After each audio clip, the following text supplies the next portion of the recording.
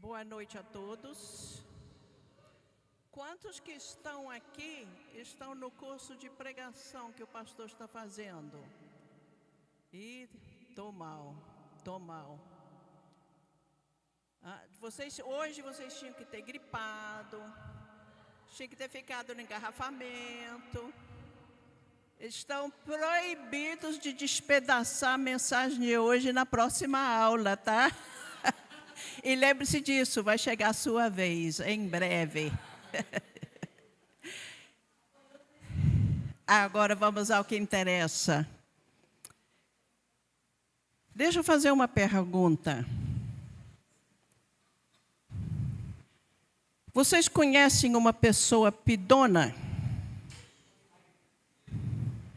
Todo mundo conhece, né? Uma pessoa que... Aqui eu molhei tudo. Deixa eu dar um jeitinho aqui. Todo mundo conhece uma pessoa pidona. Pessoa que toda hora está pedindo alguma coisa. Se você ceder esse tanto assim, daqui a pouco está pedindo esse outro tanto assim. E às vezes você fica até com medo de encontrar com aquela pessoa, por causa do que ela pode pedir. E quando entra uma pessoa na sua casa, e olha uma coisa assim, fala assim, posso ficar com isso? Já aconteceu? Já aconteceu comigo. Você está precisando disso? Ou então você me presta isso aqui, aí depois você vai contando os dias. 1 dia, 2 dias, 3 dias, 4 dias. E você não sabe se vai ver aquilo de novo. Pois então, hoje vamos saber de uma pessoa que não era pidona. Muito pelo contrário. Não pedia nem o que a gente mais imaginava que ela poderia pedir. Vamos abrir as Bíblias. Outra pergunta para vocês. Qual foi a passagem estudada na mensagem do pastor domingo à noite?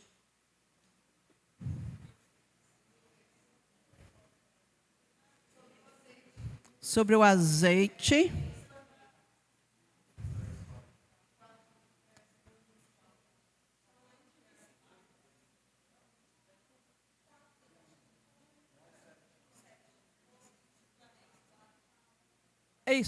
Segunda, não?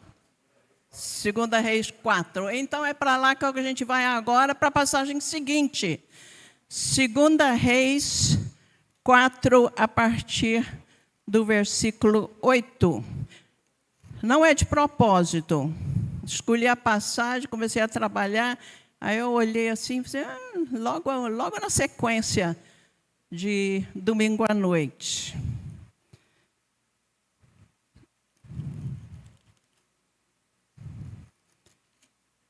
Então, versículo 8, 2 Reis, capítulo 4, versículo 8. Eu disse na aula de pregação que eu gosto de passagens compridas, mas eu tentei maneirar um pouquinho, nós vamos fazer 3 trechinhos. Certo dia, Eliseu foi a Sunem, onde uma mulher rica insistiu que ela fosse tomar uma refeição em sua casa. Depois disso, sempre que passava por ali, ele parava para uma refeição. Em vista disso, ela disse ao marido, sei que esse homem que sempre vem aqui é um santo homem de Deus. Vamos construir lá em cima um quartinho de tijolos e colocar nele uma cama, uma mesa, uma cadeira e uma lamparina para ele. Uma revelação sobre o que é básico, né, para aquela época.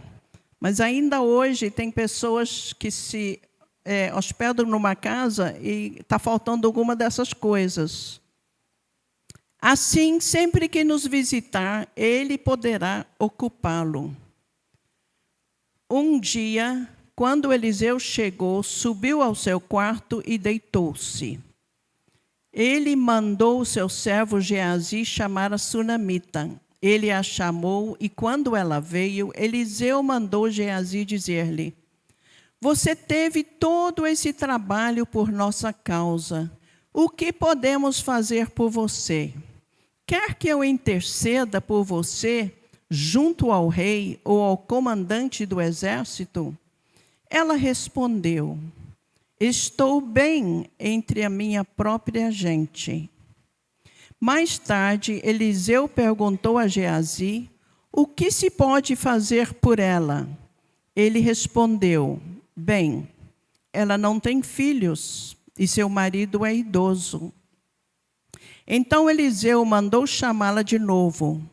Geazi a chamou, ela veio até a porta e ele disse: por volta desta época, no ano que vem, você estará com um filho nos braços.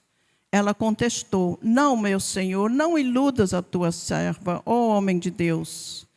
Mas como Eliseu lhe dissera, a mulher engravidou, e no ano seguinte, por volta daquela mesma época, deu à luz um filho.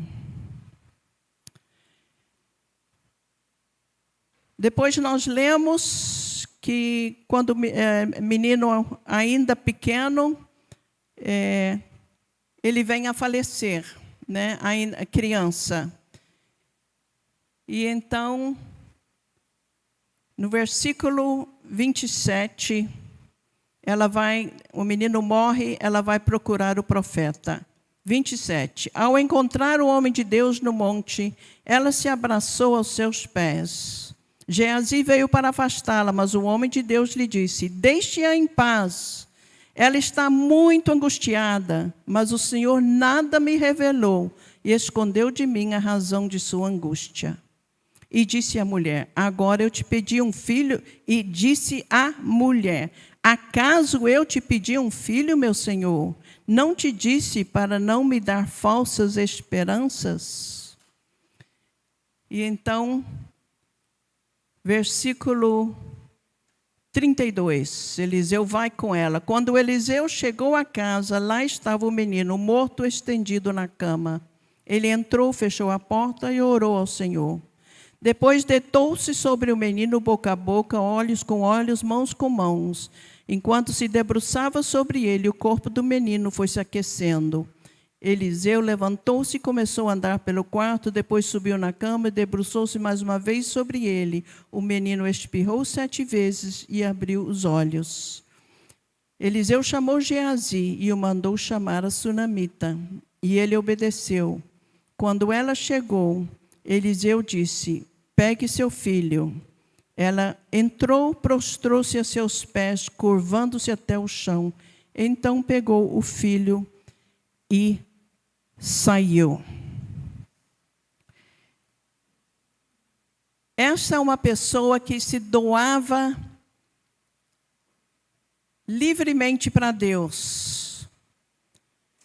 Ela alimentava o profeta. A cada vez que ele passava ali, ela dava o alimento que ele precisava continuar a viagem. Vamos lembrar que naqueles dias não tinha estrada pavimentada, ou quase não tinha, né? Tinha algumas... Não, isso é antes dos tempos romanos. Eu acho que de pavimentado não tinha praticamente nada. Não tinha nenhuma forma fácil como nós temos hoje de viajar. Né? Poderia ser sobre um animal, poderia ser a pé mesmo, grandes distâncias. Então, você precisava parar e precisava se fortalecer, precisava comer direito para ter força. Hoje, a gente não precisa de muita força para viajar de carro ou de ônibus, e nem de outras coisas sobre rodas ou asas. Mas, naqueles dias, você tinha que renovar as forças para continuar a viagem. Então, essa mulher alimentava o homem de Deus nas coisas que ele fazia por Deus, representando a Deus. E essa mulher o alimentava. E aí ela pensou assim: de repente ele precisa mais do que alimento. Ele precisa poder dormir um pouco. Às vezes a continuação da viagem é longa. Talvez ele precise de umas horas ou uma noite de sono para continuar. E aí ela fala com o marido e eles fazem um quarto. É dessa passagem aqui que sai a expressão quarto de profeta. Né? Tem pessoas que têm um quarto separado para quando um pastor, um missionário, alguém está em viagem ou vem pregar, palestrar, e tem um lugar onde aquela pessoa fica hospedada. Eles falam, isso aqui é o quarto do profeta. Eu já ouvi muito essa expressão. Alguém faz um quarto, às vezes mais do que um quarto, com suíte, uma varandinha, alguma coisa assim. Isso aqui é quarto do profeta. Quando tiver um missionário de férias, quando tiver um pastor pastando por aqui, é aqui. E aí, às vezes, a igreja sabe, com fulano sempre dá para hospedar, né, pastor visitante, família missionária. E você sabe que tem uma falta, às vezes, de lugares para missionários passarem férias, porque missionário, na maioria dos casos, não tem um salário de poder pagar diárias, né, ficar ir para um lugar interessante, mas quer ir para um lugar diferente para poder descansar a cabeça e tudo mais. Há uma falta tremenda. E eu lembro de missionários lá de São Paulo me perguntando sobre os lugares, né, para alugar por aqui, quais as possibilidades. Então, essa mulher construiu, com o apoio do marido dela, mandou fazer um quarto do profeta e colocou aquilo que ele precisaria para as suas necessidades ali. E aí, ela faz isso tudo com desprendimento. Alguém gostaria de ler para nós 2 Coríntios 9, 7? Se souber de cor, pode falar.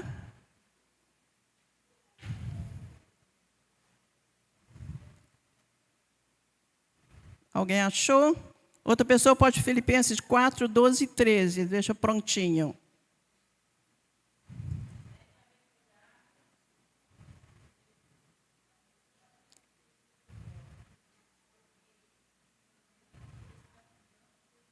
Mais alto, por favor.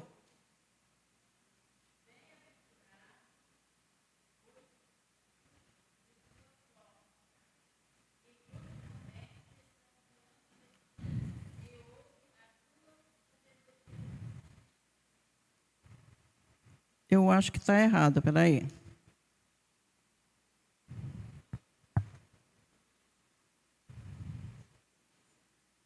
Ou é a versão que está diferente? É oferta generosa e não como algo dado com avareza. E Filipenses 4, 12 e 13.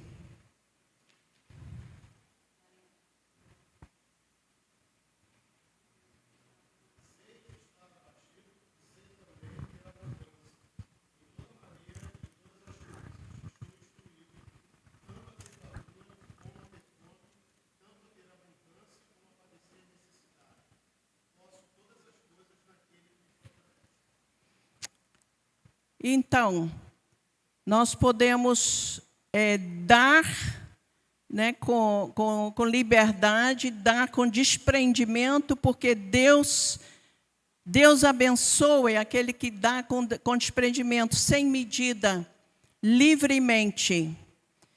E aí, era o que essa mulher fazia. E ela não exigiu nada em volta. Em nenhum momento, você vê ela assim, estudando o momento que vai falar com o profeta, vai pedir alguma coisa. E Deus vai e lhe dá um filho. Ela tinha um sonho perdido, um sonho que ela deixou morrer. Parece que ela mesma não lembrava que tinha alguma coisa que Deus talvez pudesse mexer com aquilo. Fala que o marido é idoso, entende-se que ela também era idosa, né? E ela deixou aquilo para lá. Vamos notar também que ela não tinha nenhum rancor contra Deus. Tem pessoas, né, que alguma coisa não deu certo na vida, alguma esperança, algum plano que tinham, algum sonho que tinham, e não aconteceu, e ficou para trás. E a pessoa pensa, Deus não fez aquilo para mim, eu também. Pode ser que continue na igreja, mas assim, eu no meu cantinho aqui, né, não vou mais longe, não vou me doar mais, não vou não vou ser aquela pessoa envolvida, porque Deus não fez tal coisa para mim. E todos nós provavelmente conhecemos alguém que abandonou Deus completamente por causa de uma coisa que achava que Deus tinha que dar para elas e que acha que não, né, não deu, que não foi do jeito que quis. Eu conheço uma pessoa que é um pouquinho mais velha do que eu, que na adolescência abandonou a Deus porque disse que pediu a Deus amigos e Deus não deu. E talvez ele precisava se envolver mais na igreja para achar os amigos que Deus tinha pronto para ele. Está afastado do Senhor até hoje. Mas essa mulher, Deus não lhe deu um filho, não um filho na juventude. Ela poderia ter se rebelado. Ela poderia ter pensado, para que eu vou fazer uma coisa para o profeta de Deus se Deus me deixou sem filho? Nós não vemos nada assim nela. Muito pelo contrário.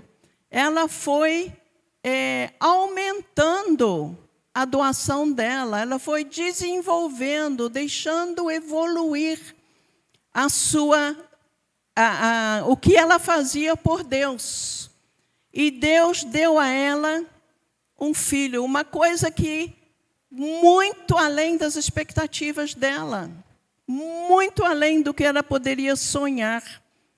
Ela provavelmente achava que a alegria em fazer aquilo por Deus já era a recompensa dela. Em Lucas 6,38, a gente vê como que Deus nos trata.